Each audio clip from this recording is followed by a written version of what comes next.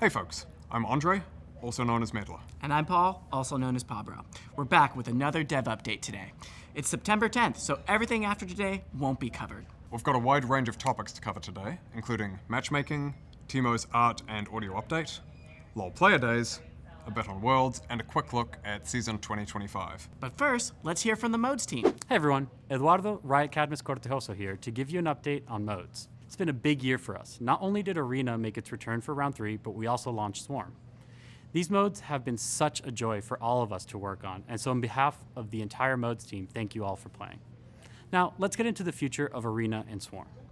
I'll start with the question everyone's been asking, are you going to make Arena permanent? The short answer is no. While Arena has been getting a lot of love from many of you, once we hit the 2-month mark, we saw a pretty big drop-off in game hours and engagement. Unfortunately, even our mid-run content update didn't quite inspire a lot of players to come back. But don't worry, Arena won't be gone forever. We're planning on bringing it back in the first half of next year with some much-needed quality of life improvements and even some more wacky augments for you to play around with. Now, for Swarm. So from the beginning, Swarm was never intended to be a permanent game mode. And that's still the case right now. I know a lot of us, myself included, look back fondly on both Star Guardian and Odyssey, but Swarm actually surpassed both of these modes in terms of player engagement. And while we don't have a decision on if or when Swarm will be back just yet, given how much you all played, we're taking some of the learnings into consideration for future game modes and even the potential return of Swarm. I also wanted to let you know that Ultimate Spellbook will be returning as our next rotating game mode. It's already on PB right now and will be going out next patch. And before I go, I wanted to talk a little bit about ARAM. We know ARAM hasn't gotten much focus this year outside of regular balance updates. But don't worry, ARAM enjoyers, we got something cooking for you that will be oven fresh before the end of the year. That's it for the modes team for now. Make sure to check out the dev blog that comes out with this video for more information on both Swarm and Arena.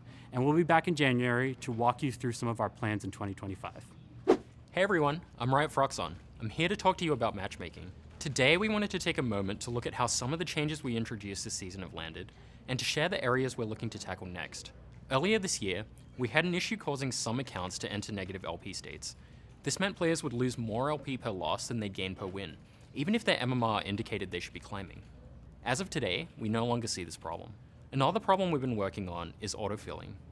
We don't want games to be decided by which team has fewer autofilled players, so we shipped some changes in 14-17 to better balance the amount of filled players on each team. At the time of recording, we've noticed some pretty good improvements, with the amount of games with an autofill discrepancy of 2 or more players dropping from 10 to 15% to less than 0.1%. As of today, games with 2-0 or 3-1 autofill players have been effectively eliminated.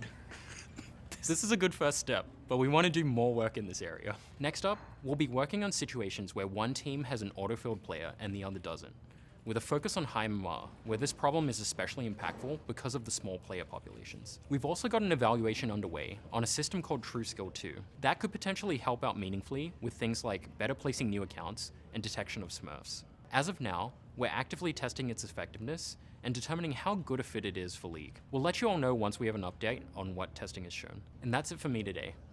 Make sure to check out the dev blog that just came out with a lot more details on how our 2024 changes landed and where we're looking to focus our efforts going forward. All right, a slight change of pace. Let's talk about Timo's art and audio update. It's coming to the Rift in patch 1420 with updated visuals, audio, animations, and splash art. Gameplay won't be changing, so for those of you who love or hate Timo, you're welcome, and/or we're sorry, maybe. When this update comes out, we'll be increasing the cost of his Happy Elf, Recon, and Badger skins to $750, given the increased quality on those skins. As with Lee Sin's update earlier in the year, if you don't own these skins yet, you can purchase them for 520 RP until it goes live if you want to get them at that cheaper price. If you'd like to learn more, check out our blog that's live today that goes into a whole bunch of details about our favorite little monster and making him look brand new. Also, Timo's receiving a theme song, which will go live next week. Here's a sneak peek.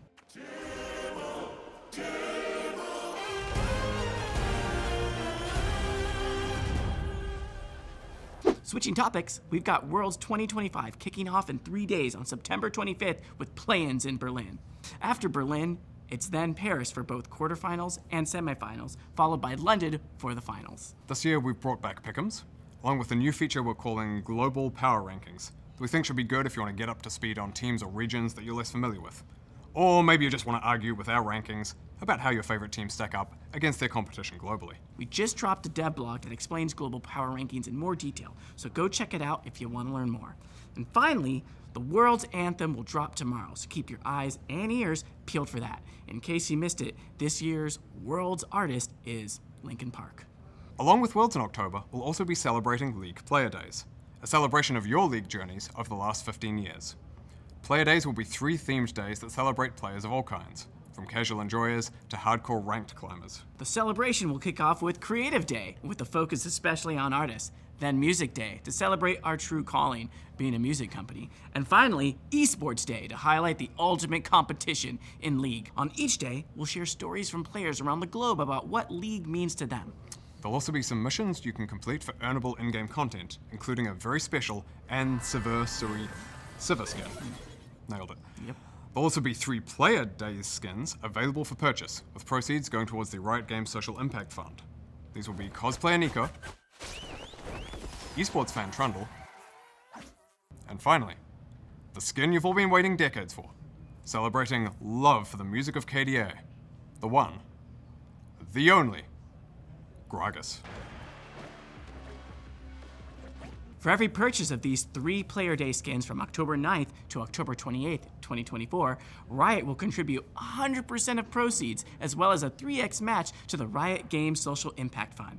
The festivities kick off on October 9th, which will also have a dev Q&A stream at 2 p.m. Pacific time. Join to have some fun with League devs, hear some stories from the old days, celebrate all of you, and just hang out. But we want to be clear, there won't be any big announcements or new games, so please stop by and say hi, chat about League, and meme with us or on us. While Player Days is all about celebrating your League journeys over the past 15 years, we also want to talk a bit about our plans for next year. Starting in 2025, we're evolving our approach with League seasons.